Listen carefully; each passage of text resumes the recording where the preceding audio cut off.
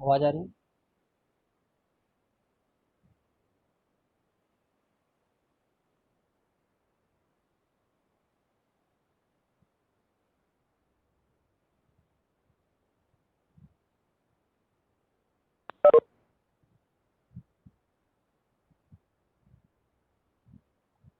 आवाज आ रही है?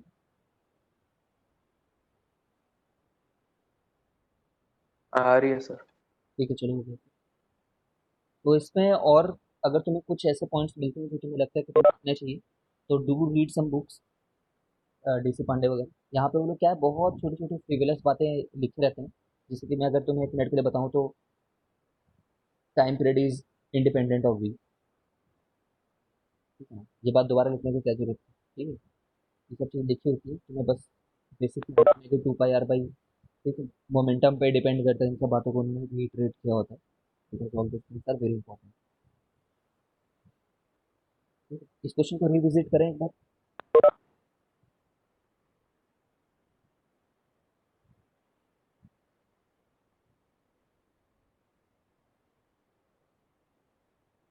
ये बताओ, वन का रेडियस ज्यादा बड़ा है कि टू का रेडियस ज्यादा बड़ा है? रेडियस किसका टू। ज्यादा है ना? ऑफकोर्स टू का रेडियस ज्यादा बड़ा है, क्योंकि वन तो घूम करके ऐसा आ जाएगा।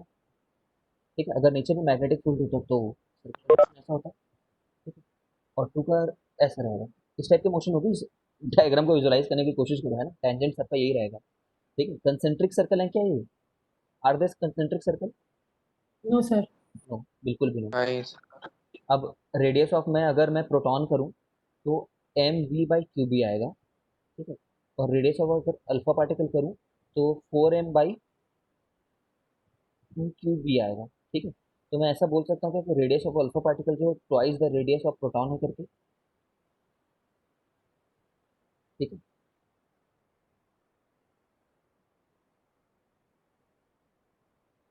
ठीक है, तो कल हुआ भी यही था।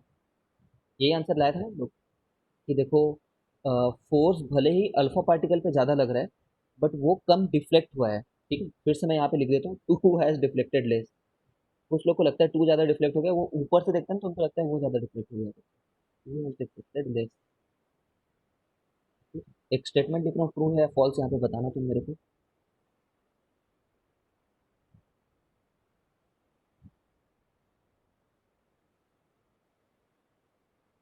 Curvature of one is more than to.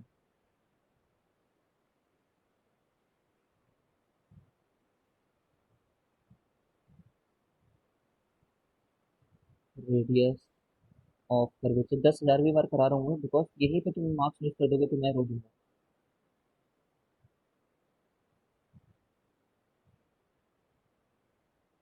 Curvature और रेडियस ऑफ कर्वेचर अलग अलग बातें हैं। ठीक है, प्लीज माइंड देम। ठीक है, अलग अलग बातें हैं। कर्वेचर मतलब कितना कर्व्ड है। ऑफ कोर्स वन, वन ज्यादा कर्व्ड है। ठीक है, बहुत कर्व है, वही मुड़ गया है वो। ठीक है, और रेडियस ऑफ कर्वेचर उसका जस्ट उल्टा आएगा। जितना ज्यादा मुड़ा हुआ है उतना छोटा रेडियस बनाएगा ना, तो तुरंत मुड़ गया वहीं पे। ठीक है,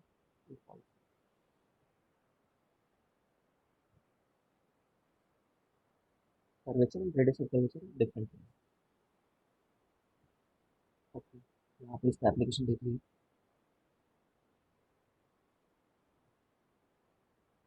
तो क्वेश्चन है, हेलिकल मोशन का। Helical, helical path. सोचो, एक कोई लोकेलिटी है, वहां पे बी तो एग्जिस्ट कर रही है। ठीक है ना? और साथ ही साथ एक ई भी एग्जिस्ट कर रहा है।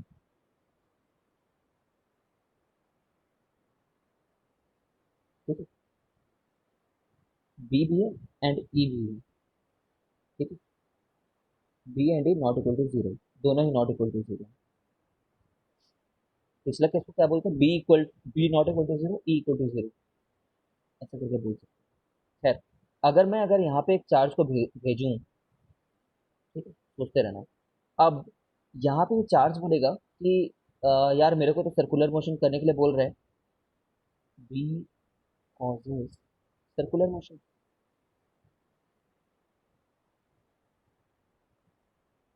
ठीक है, बट ई क्या करना चाहेगा?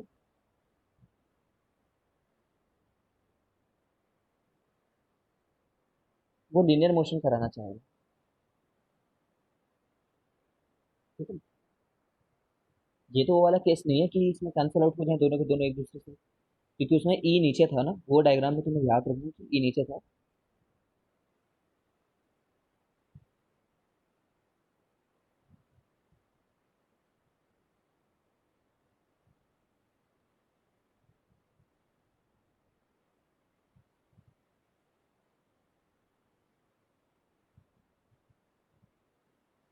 ठीक है।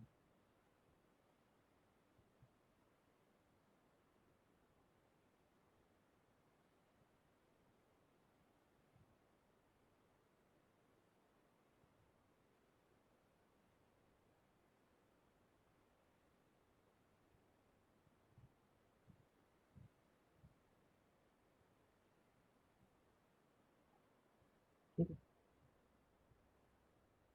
अब देखो, हेलिकल पाथ ना वैसे ऐसे पाथ को बोलते हैं, सर्कुलर मोशन भी करते रहे। ठीक है, और आगे भी जाते रहे। फोन की वायर देखो क्या, टेलीफोन वाली पहले वाली जो वायर आती थी, स्लिंग की आती है जो। ठीक है, टेलीफोन में। बट ना हेलिकल पाथ दो तरीके के होते हैं।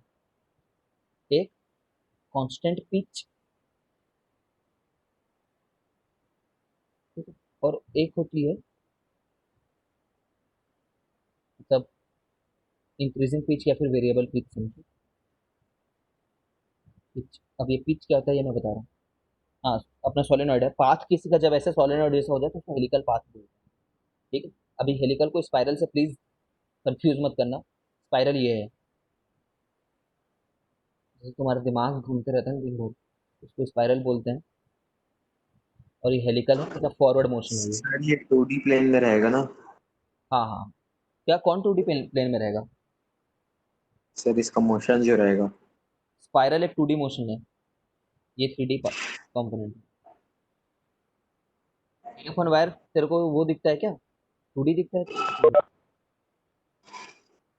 सर लेकिन ऊपर की ओर डेविएट होता है क्यू वी वेलोसिटी पे, क्या बोल रहे हैं? और उसी प्लेन में सर्कुलर मोशन होएगा ना? अरे अगर जैसे इसी प्लेन में सर्कुलर मोशन होगा तो वो हेलिकल पाथ नहीं कहलाएगा ना, अभी पढ़ रहे हैं आगे जाकर के, देखते करो। कांस्टेंट पिच क्या होता है ये मैं बताता हूँ। जैसे अगर तुम्हारी डिस्टेंस, ये जो मोशन है ना, ये अगर बराबर डिस्टेंस पे ही हो रही है ऐसे करके तो कांस्टेंट पिच कहलाती है। बट अगर मोशन तुम्हारा ऐसा हो रहा है कि बढ़ते ही जा रहा है वो दूरी, समझ रहे हो, पहले थोड़ा कम था फिर बढ़ते ही जा रहा है, तो वेरिएबल पिच कहलाती है। ठीक है, तो आते हैं इस बात पे। बस एक मिनट के लिए तुम कंसिडर, सबसे पहले कंसिडर करते हैं इसको, हेलिकल पाथ विथ, मैं एक स्टेप आगे निकल गया था ऊपर में। Helical path with constant pitch एक बार पूरा देख ले फिर पूछना मुझसे। ये कैसे करें? जैसे मान लो एक बार के लिए बी इधर है, अभी बी किधर लगा रखा है मैंने इधर को देखो, ठीक है। और अगर वी ऐसे है थीटा एंगल पे, अब यहाँ पे थ्री डी इमेजिनेशन बहुत ज्यादा चाहिए। ठीक है, देखते रहो। यहाँ पे B not equal to zero, but E जो है वो इक्वल टू जीरो है, ई नहीं है यहाँ पे। ठीक है, तो इस वेलोसिटी के हम लोग दो कंपोनेंट कर सकते हैं। एक जो रहेगा वो भी कॉस थीटा रहेगा, एक जो रहेगा वो भी साइन थीटा रहेगा। तुम ये बताओ, बी कॉस थीटा को अफेक्ट होगा क्या? Will not be, will not be affected by B bar, बिल्कुल नहीं होगा, क्योंकि वो तो उसी के डायरेक्शन के अलॉन्ग है। ठीक है ना, बी साइन थीटा जो है वो परपेंडिकुलर है बी बार के। ठीक है, तो इसके चलते V sine theta will cause circular motion, will cause circular motion. और क्या मैं दोनों को इंडिपेंडेंटली एनालाइज कर सकता हूँ, दोनों कंपोनेंट को, V cos theta V sine theta को? सोच के बताओ। क्या मैं दोनों को इंडिपेंडेंटली एनालाइज कर सकता हूँ? हाँ, क्योंकि वी कॉस थीटा और वी साइन थीटा दोनों परपेंडिकुलर हैं, तो you can separately put logic perpendicular में एनालाइज रिजॉल्व करने का फायदा ही क्या होता है? यही कि दोनों डायरेक्शन एक दूसरे से इंडिपेंडेंट है ना? इंडिपेंडेंट मतलब अब समझते हो गया तुम लोग कि हम कुछ इफेक्ट इधर लगा रहे हैं तो उस एफर्ट का परपेंडिकुलर डायरेक्शन में कोई रिजल्ट नहीं मिलने वाला है, ठीक है, इसलिए इंडिपेंडेंट हम बोलते हैं। खैर, तुम ये सोचो कि इसके चलते सर्कुलर मोशन कर रहा होगा वो, और वी कॉस थीटा के चलते वो सीधे जाया जा रहा होगा वी के अलोंग, ठीक है, तो ये मोशन ऐसे हो रही होगी कुछ, पॉजिटिव चार्ज की है मान लेते हैं। तो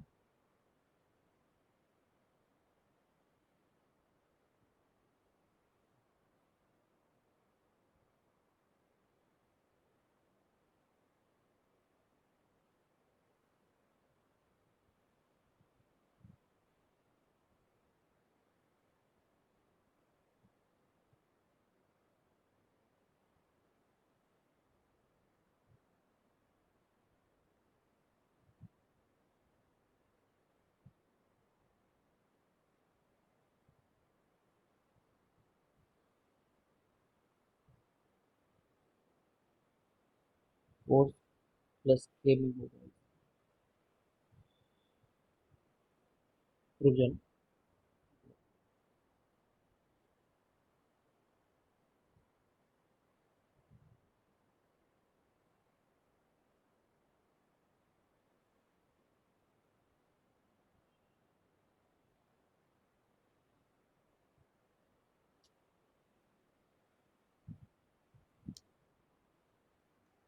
रुको,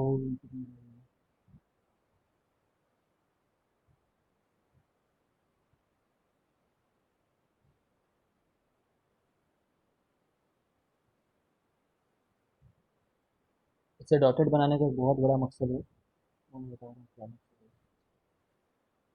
और इसकी यूनिफॉर्म पिच है यार, ये बढ़ता हुआ नहीं नजर आना चाहिए तुम्हें। पिच क्या है मैं बता रहा हूँ, पिच का भी समझ में जाएगा।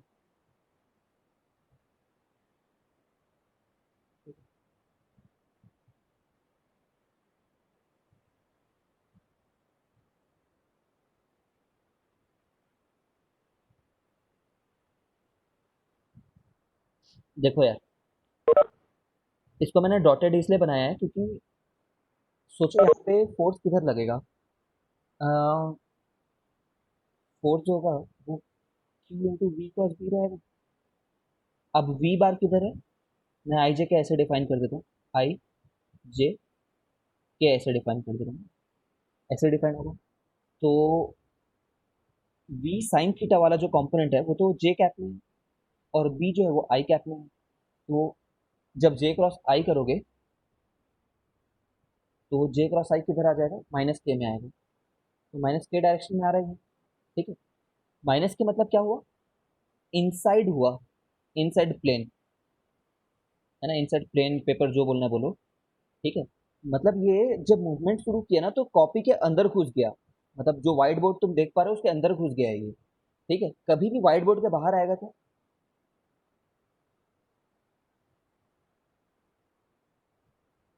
सोचो।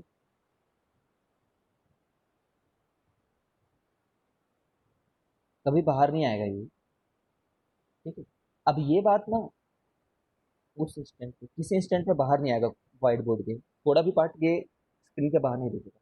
अब ये बात इतनी इंपॉर्टेंट नहीं है यहाँ पे बताना कि क्यों वो व्हाइट बोर्ड के अंदर ही रहेगा, but we should have a clear idea ताकि कोई टफ क्वेश्चन पे ना अटके। तो मैं एक बार कोशिश करता हूँ तुम्हें इलाबरेट करने का। एक बार देखो तो, जैसे मान लो अगर ये अंदर होता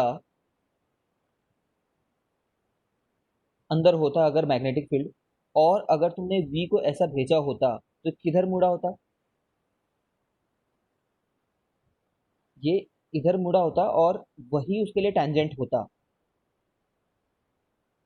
ठीक है। कभी कभी हो सकता है बहुत।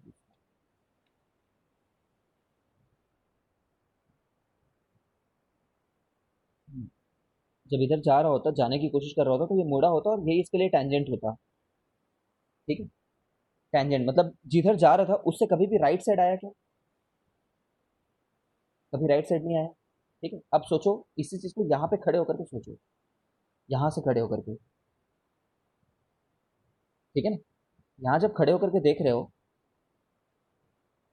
तो तुम कैसे देख रहे होगे, बी अंदर की तरफ जाता हुआ दिख रहा होगा ना तुम्हें, यहाँ से देख रहे हो तो बी अंदर की तरफ जाता हुआ दिख रहा है और तुम्हारे लिए अपवर्ड है ये डायरेक्शन। ठीक है, अब तुम अपने सामने इमेजिन करो, जैसे मैं अपने सामने देख पा रहा हूँ मैग्नेटिक फील्ड यहीं पे रखा हुआ है, ठीक है, और वहां पे अपवर्ड की तरफ एक वो जा रही है, ठीक है, तो तुम्हारी आंखें जस्ट स्क्रीन पे रखी हुई हैं, अंदर की तरफ मैग्नेटिक फील्ड जा रही है, ऊपर की तरफ वेलोसिटी, तो ये इधर मुड़ेगा और कभी भी बाहर थोड़ी आ पाएगा क्योंकि ये तो आउटसाइड द स्क्रीन हुआ। फिर से तुम अपने आप चले जाओ स्क्रीन के बगल में, ठीक है, वहां पे अपनी आंखें फिट कर लो, स्क्रीन के बाहर नहीं आता हुआ नजर आएगा, राइट साइड से कभी बाहर आता हुआ नजर नहीं आएगा तुम्हें। ठीक है, this is the perspective which you are able to see from here, इसलिए मैंने डॉटेड बनाया है, ठीक है ना, ऑल द टाइम बिहाइंड। ठीक, ये हुआ। चलो पूछो कुछ और डाउट।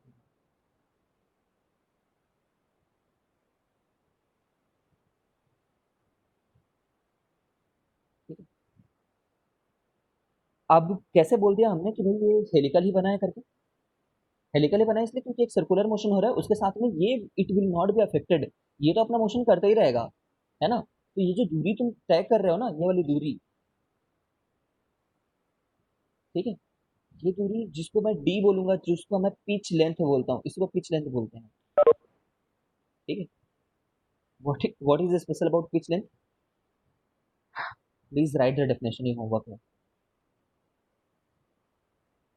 ये बहुत ज्यादा इंपॉर्टेंट होमवर्क है, वेरी इंपॉर्टेंट, सीबीएसई में पूछता ही है 1 मार्क्स का, तुम 100 आउट ऑफ 100 नहीं ला सकते अगर इसको छोड़ के जा रहे हो। ठीक है, मैं बता देता हूँ क्या है, सोचो यहाँ से जब ये निकला होगा, यहाँ से, तो एक सर्कल कभी तो कंप्लीट होगा ना, जैसे मैं यहाँ से बता रहा हूँ, एक सर्कल कभी तो आगे जाकर के कंप्लीट होगा। ठीक है, तो जब ये सर्कुलर मोशन के हिसाब से देखें तो जब एक बार सर्कल कंप्लीट कर लेता है उतने दूरी में सामने कितना चले गया, ठीक है, वो सामने जाने वाली जो दूरी है स्ट्रेट लाइन वाली दूरी, उसको पिच डिस्टेंस बोलते हैं। ठीक है, लिख देता हूँ, the horizontal distance covered by charge during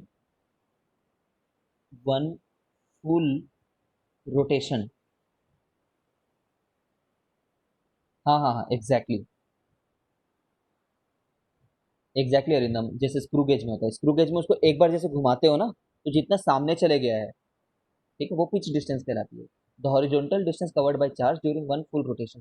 तुम जब इसको साइड में खड़े होकर के देख रहे होगे तो इस वाले बंदे को तो सिर्फ और सिर्फ सर्कुलर मोशन नजर आ रहा होगा, ये बंदा बोल रहा होगा सिर्फ एक सर्कुलर मोशन है जो मुझसे दूर जा रहा है, ठीक है, उसके पास नहीं है सर्कुलर मोशन, मतलब दूर ही जाते जा रहा है वो।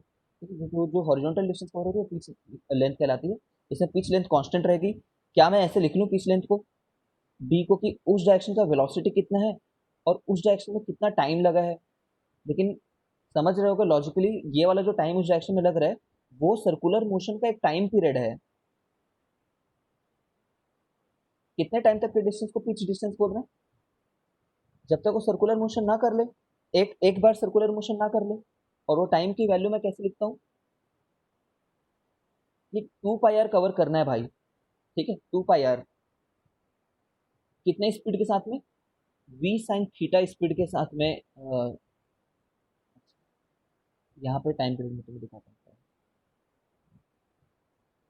Time period in helix is important, time period calculation in helix with constant pitch.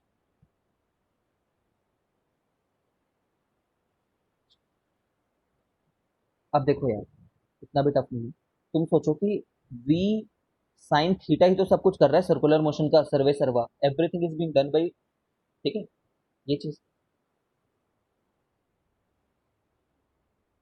Helix क्या है, हेलिकल वो पाथ है, हेलिक्स उस पैटर्न को बोलते हैं।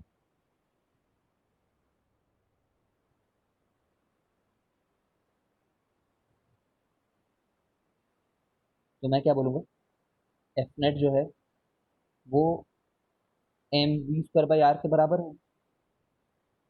ठीक है, बेसिक फॉर्मूला तो यही है। एफ नेट क्या है? Q V perpendicular into B M we perpendicular square by. सोचो, वो डायरेक्शन ही अलग है, उस डायरेक्शन की दुनिया ही अलग है। उस डायरेक्शन में तुम्हें जो फॉर्मूला लगाना है वो सब करेक्ट है। ठीक है, तो आर जो आएगा वो आएगा M we perpendicular by Q B. ठीक है, तुम चाहो तो उसको ऐसे लिख सकते हो, बट मैं तुम्हें रिकमेंड करूंगा ये वाली बात याद रखना। अरे भाई, M V by Q B तो याद रखा ही था। ठीक है, बट कौन सा वी?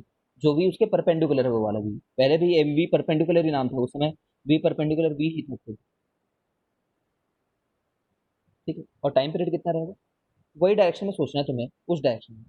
तो उस डायरेक्शन में टू पाई आर कवर करना था। ठीक है ना, two pi are by Q B, two pi are by वो वाले डायरेक्शन से। ठीक है, तो मैं इसको लिख देता हूँ, two pi m we perpendicular. ठीक है, वी परपेंडिकुलर ने वी परपेंडिकुलर को मार दिया, तो ये आंसर है हमारा। ये भी वेलोसिटी से इंडिपेंडेंट है, देख सकते हो। ऐसा मत सोचना कि भाई परपेंडिकुलर वेलोसिटी से डिपेंडेंट होना चाहिए, ऐसा कुछ भी नहीं है। ठीक है, तो मैं यहाँ पे क्या लिख दूँ टाइम पीरियड की जगह पे?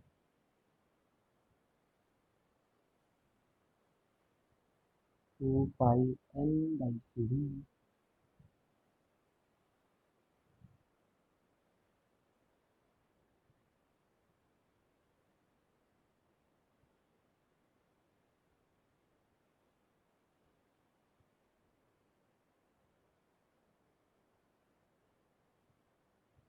देवेंद्र बोल रहा है सर, मतलब अगर बी के परपेंडिकुलर था वी तो सिर्फ सर्कुलर मोशन होगा, वरना हेलिकल होगा। हाँ सही बात है।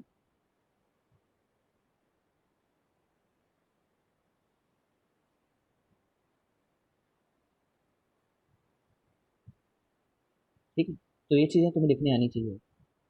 ये डिस्टेंस, ये फॉर्मूला निकालने आनी चाहिए। There is nothing tough about it. What is tough पूछो तो।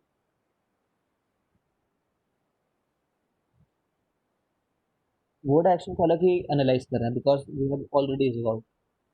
So every logic which we used to say for V, now we are saying for V perpendicular, V perpendicular। ये V perpendicular ही है, अगर समझ नहीं रहे तो। ठीक है,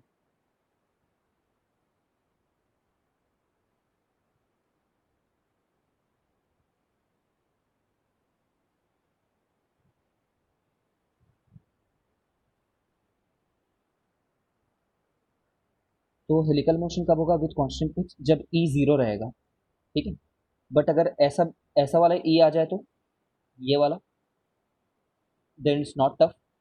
ठीक है, I am just giving you an overview, although next class में भी इसको डिस्कस करेंगे। हेलिकल पाथ, जिसको हेलिक्स भी बोलते हैं, हेलिकल पाथ का एक शॉर्ट वर्ड है हेलिक्स।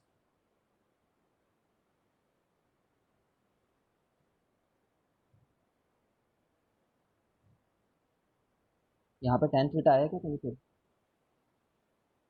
कहाँ है? पाई आर, हाँ कह सकते हैं। अरे तो यार, ट्रिग्नोमेट्रिक मैनिपुलेशन क्या कर रहा है यहाँ पे? tan थीटा फिर बोलेगा कि two pi are by cot theta, फिर बोल सकते हैं क्या करेंगे? हेलिकल पाथ बोल सकता है, जितने ट्रिग्नोमेट्रिक मैनिपुलेशन कर सकते हैं ना हेलिकल पाथ में, चेंज इन पिच। ठीक है, तो वो इसमें रहेगा जो मैंने पहले बना दिया था, मतलब एक स्टेप आगे बढ़ गया था मैं उसमें बिल्कुल। यहाँ पे क्यू बी है, यहाँ पे एक ई रखा हुआ है, जो ई खुद इस डायरेक्शन में है। ठीक है, तो सोचो ना, यहाँ पे मैं बोलना चाह रहा हूँ कि अभी सिंपल प्रोजेक्ट किया है यहाँ पे मैंने, इसमें और टफ कैसे बन जाएगा सोचो। जब मैं वी को ऐसे प्रोजेक्ट ना करके ऐसे प्रोजेक्ट कर दूं एट सम एंगल विथ ई। ठीक है, एट सम एंगल विथ ई। अब मैं ये जो पढ़ा रहा हूँ ना चेंजिंग पिच वाला, ठीक है, ये नीट वगैरह में नहीं रहेगा, तो नीट वाले कैन रिलैक्स। ठीक है, अब सोचो इसमें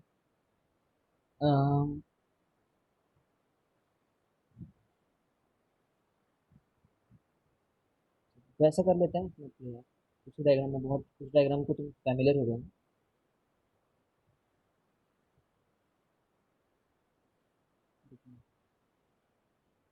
ये बी है, मैंने ऐसे भेजा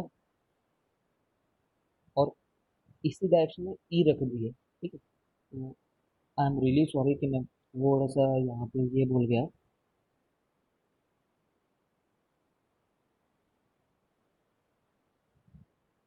ये क्या बनेगा, we will see in the next class,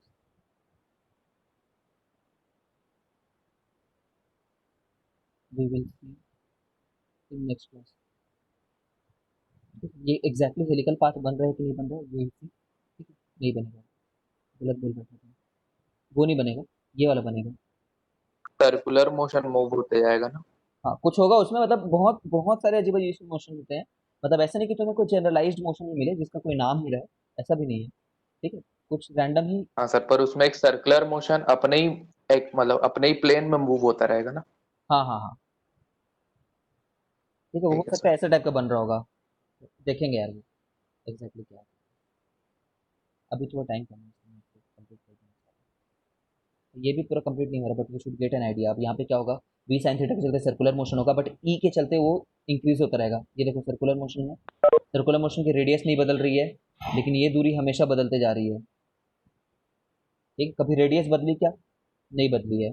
कितनी है वो, M we perpendicular by Q B, ठीक है। ये है रेडियस, टाइम पीरियड कितना है, 2 pi are by V, 2 pi are by V, perpendicular है ना, तो 2 pi M by Q B, ये टाइम पीरियड है, ठीक है। बट तुम्हारी डी कितनी है इस बार, डी है तुम्हारी वी। देखो डी क्या होता है, ये d s equal to u t plus half a t square. पहले क्यों नहीं लिखे ये चीज, क्योंकि पहले ए जीरो था, ए अलॉन्ग एक्स जीरो था पहले, ठीक है। अभी लिखेंगे वी कॉस थीटा इनटू वो टाइम पीरियड प्लस हाफ वो एक्सीलरेशन उस वाले डायरेक्शन का, ठीक है, इनटू टी के स्क्वायर, और ये वाला टी है, ठीक है। तो ये लगातार बदलते जाएगा।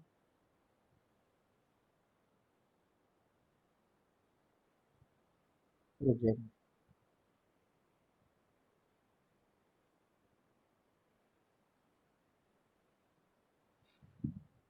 ठीक है ना, हाँ ये लगातार बदलते जाएगा, सब सही है। कुछ डाउट है तो पूछो, otherwise will be starting from here. ये पूरा कंप्लीट नहीं हुआ ना फिजिकल का, इसमें न्यूमेरिकल वगैरह कुछ नहीं है।